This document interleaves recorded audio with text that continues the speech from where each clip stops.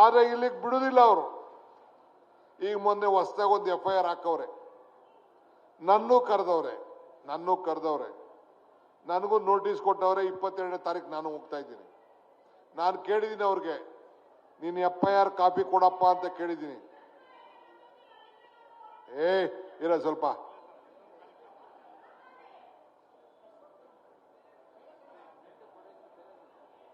ನನ್ನೂ ಕರೆದವ್ರೆ, ನಾನು ಹೋಗ್ತಾ ಇದ್ದೀನಿ. ಯಾವುದೋ ಈ ನ್ಯಾಷನಲ್ ಹೆರಾಲ್ಡ್ ಕೇಸ್ಗೆ ನಾನು ದುಡ್ಡು ಕೊಟ್ಟಿದ್ದೀನಿ, ನಮ್ಮ ಟ್ರಸ್ಟ್ ಇಂದನೂ ದುಡ್ಡು ಕೊಟ್ಟಿದ್ದೀನಿ. DK ಸುರೇಶು ಕೊಟ್ಟವ್ರೆ, ಸಾವನೂರು ಶಿವಶಂಕರಪ್ಪ ಕೂಡ ಅವರ ನೆಂಟರ ಕೈಲಿ ಕೊಡ್ಸವ್ರೆ. ಎಲ್ಲ ಕೂಡ ಇವತ್ತು ನಮಗೆಲ್ಲ ನೋಟಿಸ್ಗಳು ಬಂದಿದೆ. ನಾವು ಎದುರಿಸ್ತೀವಿ. ನಾವು ಕಾಂಗ್ರೆಸ್ ಸಿಕ್ಕರು. ಈಗ ಕಾಂಗ್ರೆಸ್ ಕಚೇರಿ ನಡೆಸಬೇಕಲ್ಲ. ಈಗ ನಮ್ಮ MLAಗಳೆಲ್ಲ ದುಡ್ಡು ಕೊಟ್ಟಿದ್ದಾರೆ. 25,000 ತಿಂಗಳು ಕೊಡ್ತಾವ್ರ ಅವರು. ಇನ್ನು ಚೇರ್ಮನ್ಗಳು ಈಗ ಉಸುರು ಮಾಡ್ಬೇಕು. ಈಗ ನಾನು ನಡೆಸ್ಬೇಕಲ್ಲ, ಈ ಬಾವುಟಕ್ಕೆ, ಈ ಸ್ಟೇಜ್ಗೆಲ್ಲ ಬೇಕಲ್ಲ. ಸೊ ಅದಕ್ಕೆಲ್ಲ ಕೂಡ ಈಗ ನಾವು ಉಸುರು ಮಾಡ್ಬೇಕು. ಈಗ ಹೆಂಗ್ ನಡೆಸೋದು? ಅದಕ್ಕೆ ಇವ್ರ ಮೇಲೆ ಕೇಸ್ ಹಾಕಕ್ ಆಯ್ತದ? ನೀನು ಕೇಸ್ ದುಡ್ಡನ್ನ ಹೊಡೆದು ಬಿಟ್ಟಿದ್ಯಾ ಅಂತ ಕೇಸ್ ಹಾಕಕ್ ಆಗ್ತದ?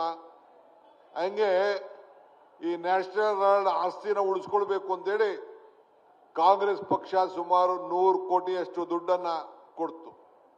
ಅದಕ್ಕೆ ಇವತ್ತು ಮನಿ ಲಾಂಡ್ರಿಂಗ್ ಕೇಸು ಅಂತ. ಸೋನಿಯಾ ಗಾಂಧಿ ಅಕೌಂಟ್ಗೆ ದುಡ್ಡು ಹೋಗ್ಲಿಲ್ಲ, ರಾಹುಲ್ ಗಾಂಧಿ ಅಕೌಂಟ್ಗೆ ದುಡ್ಡು ಹೋಗ್ಲಿಲ್ಲ. ಒಂದು ಸಂಸ್ಥೆ ಮುಖ್ಯಸ್ಥರು. ಈಗ ನಾನು ಸಿದ್ದರಾಮಯ್ಯನವರು ಇಬ್ರು ಅನೇಕ ಬೋರ್ಡ್ಗಳಲ್ಲಿ ಚೇರ್ಮನ್ ಆಗಿದ್ದೀವಪ್ಪ, ಸರ್ಕಾರ ಚೇರ್ಮನ್. ಹಿಂದೆ ಕೂಡ ನಾವಿದ್ದೋ ಮಂತ್ರಿ ಆಗಿದ್ದಾಗ. ಈಗೂ ನಾನು ಚೇರ್ಮನ್ ಇದ್ದೀನಿ ಕೆಲವು ಸಂಸ್ಥೆಗಳಿಗೆ. ಏನ್ ನಂದಾಗ ಕಾಯ್ತದ? ಇಲ್ಲ ಸಿದ್ದರಾಮಯ್ಯದ ಹಾಕಕ್ಕಾಗ್ತದ? ಯಾರ್ದು ಆಗ್ಲಿಕ್ಕೆ ಸಾಧ್ಯ ಇಲ್ಲ.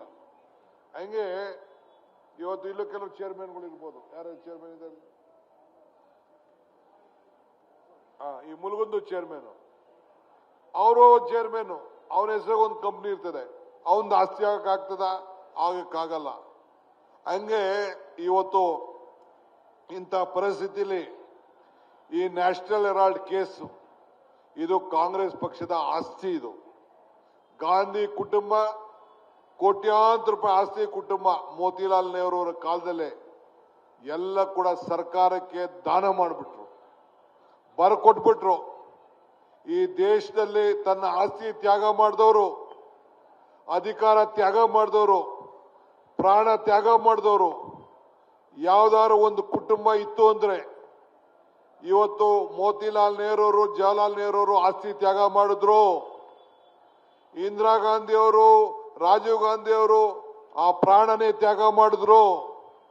ಸೋನಿಯಾ ಗಾಂಧಿ ಅವರು, ರಾಹುಲ್ ಗಾಂಧಿ ಅವರು ಈ ದೇಶದ ಪ್ರಧಾನಮಂತ್ರಿ ಸ್ಥಾನನ ತ್ಯಾಗ ಮಾಡಿದ್ರು. ಅಂತ ಪಕ್ಷದಲ್ಲಿ ಈ ಕಾಂಗ್ರೆಸ್ ಬಾವುಟ ಇಟ್ಕೊಂಡು ನಾವೆಲ್ಲ ಕಾಯ್ಕೊಂಡು ಕೂತಿದ್ದೀವಿ. ನಾವು ಈ ಗಾಂಧಿ ಕುಟುಂಬದ ಮಕ್ಕಳು. ನಾವು ಈ ಗಾಂಧಿ ಪರಂಪರೆ. ಒಬ್ಬ ಕಾರ್ಯಕರ್ತ ಸತ್ರೆ ಈ ತ್ರಿವರ್ಣ ಧ್ವಜ ಹಾಕುವಂತ ಶಕ್ತಿ ನಿಮ್ಮೆಲ್ಲ ಕಾರ್ಯಕರ್ತರ ಮೇಲೂ ಕೂಡ ಜವಾಬ್ದಾರಿ ಇದೆ. ಕಾಂಗ್ರೆಸ್ಸಿಗರು ಮಾತ್ರ ಈ ತ್ರಿವರ್ಣ ಧ್ವಜ ಹಾಕೊಳ್ಳಕ್ಕೆ ಅವಕಾಶ ಇದೆ. ಅದು ಬಿಜೆಪಿಯವ್ರಿಗಿಲ್ಲ, ದಳದವ್ರಿಗಿಲ್ಲ, ಬೇರೆ ಪಾರ್ಟಿಯವ್ರಿಗಿಲ್ಲ. ಅದು ನಿಮ್ಗಿದೆ. ಇದು ತಾವೆಲ್ಲ ಗಮನದಲ್ಲಿ ಇಟ್ಕೊಳ್ಬೇಕು. ಇವತ್ತು ನಾವೆಲ್ಲ ಜೈ ಭೀಮ್, ಜೈ ಬಾಪು, ಜೈ ಸಂವಿಧಾನ್ ಈ ಹೋರಾಟದಲ್ಲಿ ನಾವು ಇದ್ದೇವೆ.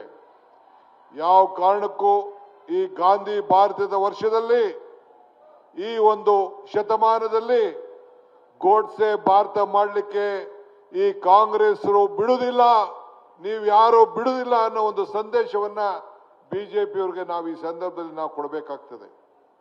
ಇವತ್ತು ಕಾಂಗ್ರೆಸ್ ಕಚೇರಿ, ಇವತ್ತು ಏನು ನಮ್ಮ ನ್ಯಾಷನಲ್ ಹೆರಾಲ್ಡ್ ಆಫೀಸ್ ಒಂದು ರಿಯಲ್ ಎಸ್ಟೇಟ್ ಅಂತೇಳಿ ಅದಕ್ಕೆ ಬೋಧನೆ ಮಾಡಿ 2,000 ಕೋಟಿ ರೂಪಾಯಿನ ಆಸ್ತಿ ಹೊಡೆದು ಬಿಟ್ಟಿದ್ದಾರೆ ಅಂತೇಳಿ ಪಿತೂರಿ ಮಾಡಿ ಕೇಸನ್ನು ಹಾಕಿ ಇಂಥ ಕಿರುಕುಳವನ್ನ ಈ ಬಿಜೆಪಿಯವರು ಕೊಟ್ಕೊಂಡು ಬರ್ತಾ ಇದ್ದಾರೆ.